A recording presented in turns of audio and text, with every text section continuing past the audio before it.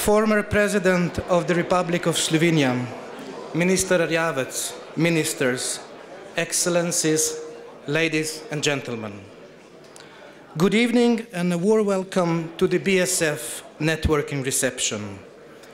Before continuing with the evening's keynote address, I would like to express the hope that you enjoyed the interesting debates at the two afternoon's panels.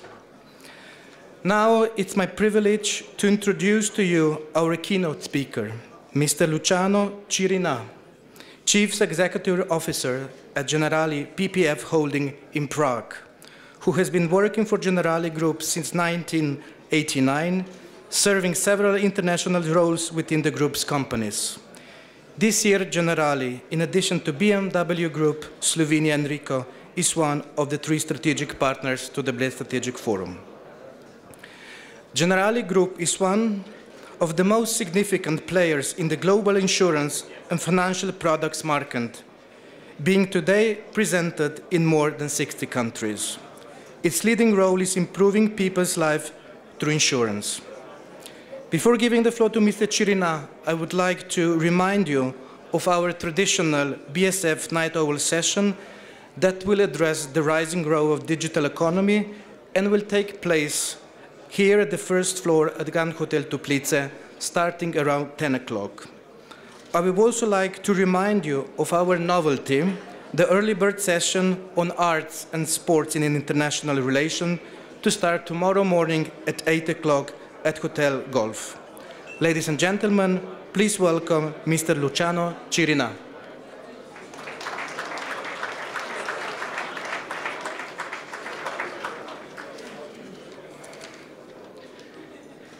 Ministers, Excellencies, ladies and gentlemen, dobar večer. It is a pleasure to come back to Bled after, I think, 20 years since my last visit, and it's as beautiful as ever. Trust. I think the first step in this keynote speech is on you. Since I'm the barrier between now and the buffet afterwards, you have to trust me to be short enough. Trust. This afternoon at the session on leadership, I think it was President Pahor mentioned leadership and trust cannot be detached from values. Values have a direct relationship to trust.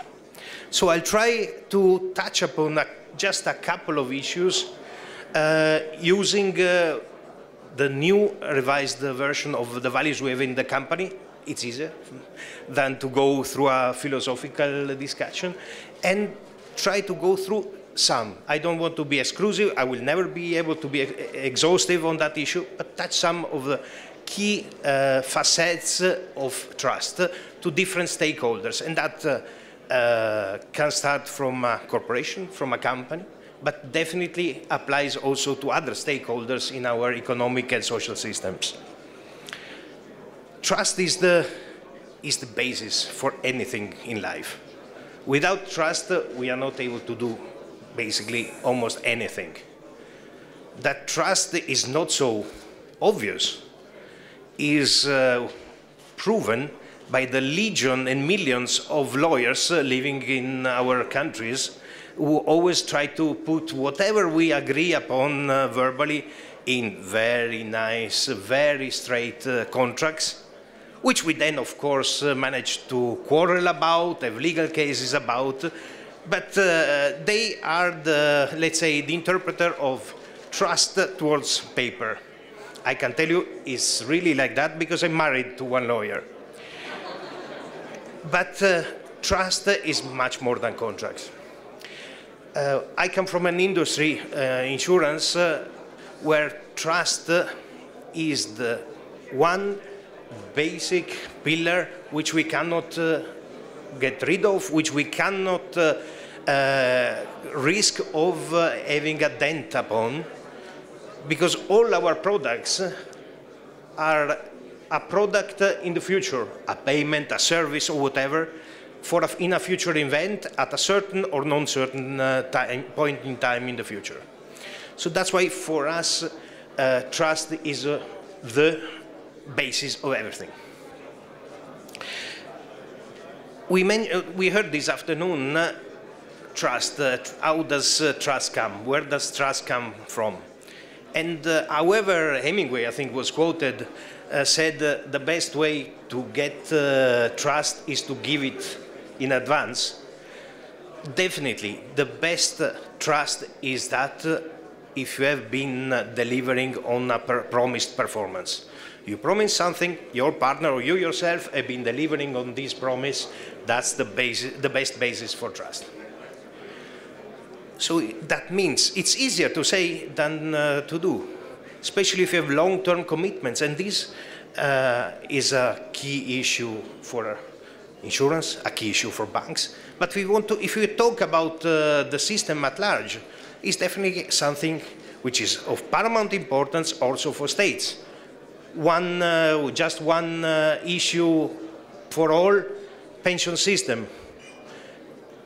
If you dent the trust of people in the state pension system, you are screwed up, if you allow, please apologize the word, but not being fluent native in English, sometimes I tend to more rugby-like expression due to my past. So delivering on the promise. But we come to a second aspect, a second facet of delivery. In order to to be able to deliver, you must have a common understanding of the promise. Because if we make a contract and I expect A, and you are absolutely damn sure that you deliver B, we will have a problem. So the next issue, and it's something which is very, very up to date as an issue, transparency. And what does it mean, transparency? It means making sure that our products or whatever services or whatever is on the table is properly explained, professionally surfaced, and clearly documented. Issue, consumer protection, transparency, and definitely an issue throughout Europe, minimum disclosure standards in the service industry. It's something we've been talking about for years. There are here and there some improvements, but definitely in order to be really trusted, we have to be extremely clear and transparent in what we promise.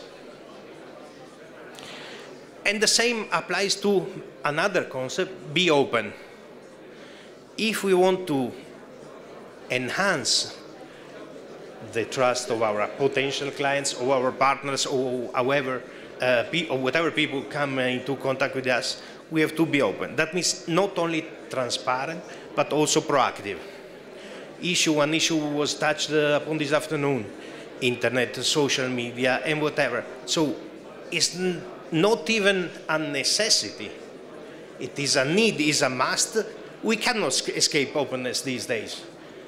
And in order to be trusted, we have to be proactive in that issue.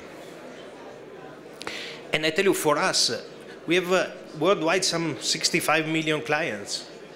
In the CE region are already 11 million with 3.6 billion euro premium. So, and two-thirds of them in the world and one-third of them in the region are long-term contracts. So it is our paramount goal to make sure that they are comfortable and safe with us. Maybe another switch that was also quite interesting in the speech. I think it was the president of the parliament, the gentleman that spoke in Slovenia. There was an interesting statement saying, bad corporations, we don't really like corporations, and we should make sure that corporations do behave. And to be very open, I think it's the same, is a different aspect of trust. In order for the private economy especially financial institutions, which are somehow, especially banks now, under the radar screen and also at center of certain degree of criticism worldwide. We have to make sure that our business model is sustainable and long-term. That means leave the community. Generally, is in each country where we are a long-term partner for the economy, and we do take our social responsibility very, very, very seriously. It's not just a quick dividend, to the contrary. Dividend policy must be sustainable, and the social responsibility will get a much, much higher importance in the next years to come. That means also, if we extend to other stakeholders, that there is a framework to work within, regulated, be it by European or by local lawmakers, that makes sure that we have the appropriate field to play level among each other and to contribute to the growth of the country. Last but not least, we have seen through the crisis and also through not only the financial crisis but also the economic crisis, that there is a lot of pressure in many countries on employment. Italy, you've seen the figures that came out yesterday. There's a deterioration on the employment rate, probably even, let's say, better calculated than the reality if you travel through the country.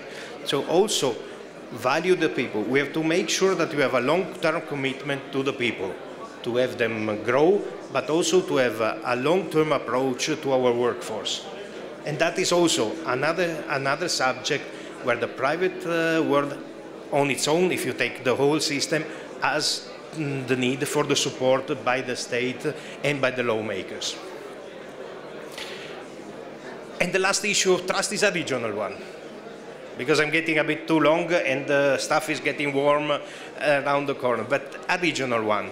The Generali Group sees the Central and Eastern European area as a growth area. We have a deep trust in the mid and long-term development of the area. That's why we have committed a huge investment to buy back minorities in the holding. And we definitely see the Slovenian economy and the Slovenian market as a very interesting one.